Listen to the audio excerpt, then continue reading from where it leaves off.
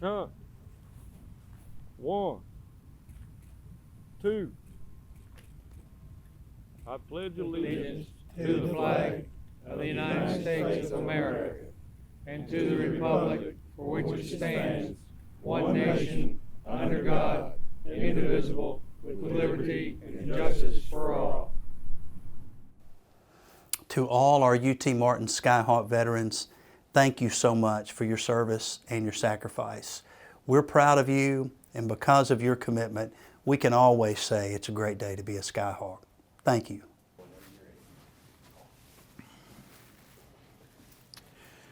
Greetings and happy Veterans Day from the Veteran Services team here at UT Martin. I would like to extend my thanks to the Chancellor, Provost, the Registrar, and the Veteran Success Committee who continue to provide a high level of support to the military-affiliated students here at UT Martin. In addition, I want to thank the behind-the-scenes personnel that make things happen daily, such as University Relations, the Music Department, the Grounds Crew, and the ROTC team. And finally, our guest speaker, who maintains an endless list of accolades, both personally and professionally. It was important to find a speaker that displayed a successful transition from the military to the civilian sector. Many of us strive to remember our service while achieving beyond it. Lieutenant Colonel retired Joseph Lane is a great representative of what veterans can do once the uniform is placed neatly in the closet. He is a 1984 ROTC graduate from Henderson State University. He served his country for 28 years, which included tours in Desert Shield, Desert Storm, Operation Enduring Freedom, and Operation Iraqi Freedom. He has been a leader his entire life, serving as a platoon leader, an executive officer, a company commander, a staff officer, and a battalion commander. He is a senior vice commander of the Veterans of Foreign Wars Post 6496. He's an advisory board member of AIRS Therapy and Learning Center for Children.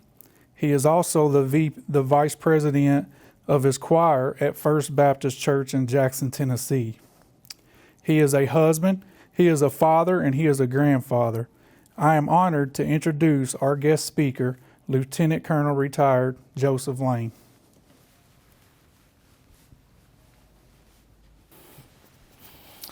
Thank you for that kind introduction, Jason, and it's such a privilege and an honor to be here at the University of Tennessee Martin campus. It's a beautiful place here, and it is such a great time to be able to commemorate Veterans Day, and so I'm going to share for a few moments with you all my thoughts and how important it is for us just to pause and reflect on what our veterans have done and the importance and the symbology of Veterans Day. Veterans Day was initially created in 1919, 1 year after World War I, and ended, and President Woodrow Wilson proclaimed each November the 11th would be Armistice Day. In 1954, it was redesignated Veterans Day to honor all veterans in their service to our country, foreign and domestic. We came together on the 11th month, the 11th day, and the 11th hour. So the question is asked, why are veterans so deserving of our honor? The answer is a veteran is committed to the cause of freedom.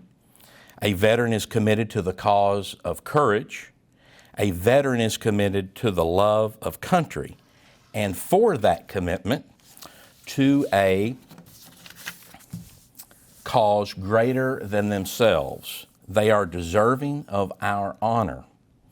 Our GI, or general issue, that the Army has coined many years ago, it applies to our soldiers, our airmen, our sailors, and Marines.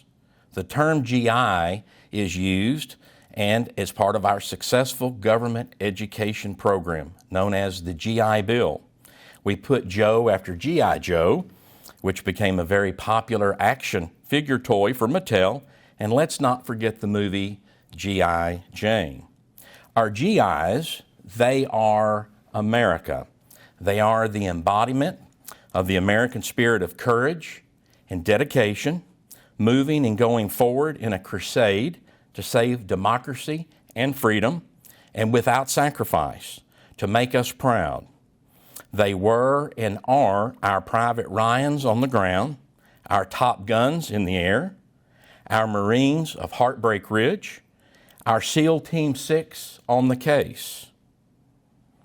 All of them enshrouded in the commonality of a delicate balance of our piece of war, which makes the brass casing of a bullet, and for them to be the contenders in delivering our victories, of which makes the lead and steel core of a full metal jacket that rages in all of us when threatened.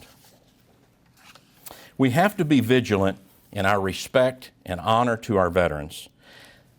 They choose to serve because they have a common belief in a cause higher than themselves and a shared sense of duty. They are the ones who assume all risk, maintaining our freedom and liberties, and preserving the ideals of democracy. Our veterans voluntarily forego comfort and wealth, and their service is a non-negotiable contract with us, the American people. They amaze us with their strength and of their dedication and unwavering morale. Like a clock, they are the timepiece that longs for a rush of adventure, the fine movements of a mainspring that keeps our nation's peace.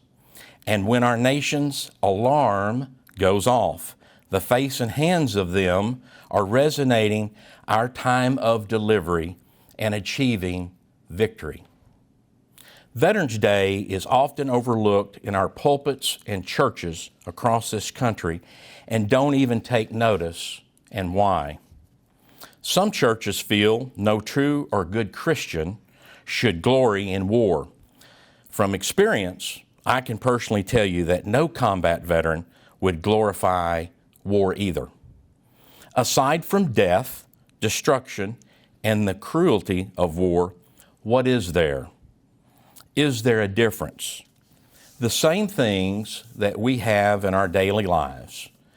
The emotions of fear, anger, hope, despair, loneliness, isolation, uncertainty. But if it wasn't for our veterans, we would not have the freedoms and liberty to do the things that we take for granted today. Today in our country, many Americans find it painful or are ashamed to admit it. Some are pretenders and not contenders and give the appearance of motivation, but they fall short of the sincerity of motivation as they struggle to understand and appreciate the sacrifices of our veterans and what they have delivered to all of us. We live in the wealthiest nation on earth. We are free to attend any church of one's choosing, go to any college, just like here at UT Martin, or own as many Bibles as one could afford. We can choose to marry or not. We can vote for leaders in our government or even write a letter or post something that one disagrees with or a decision is made. That is our country. That is our value system. And a thank you to a veteran just isn't enough. It's the example of our patriots, our veterans, who, when they take off that uniform, they continue to serve in our everyday life in our country. They become our first responders, our airline pilots, our teachers, community leaders, business partners. They may even join civic organizations, a VFW post or an American Legion post, serving as role models not only to other veterans, but in our community.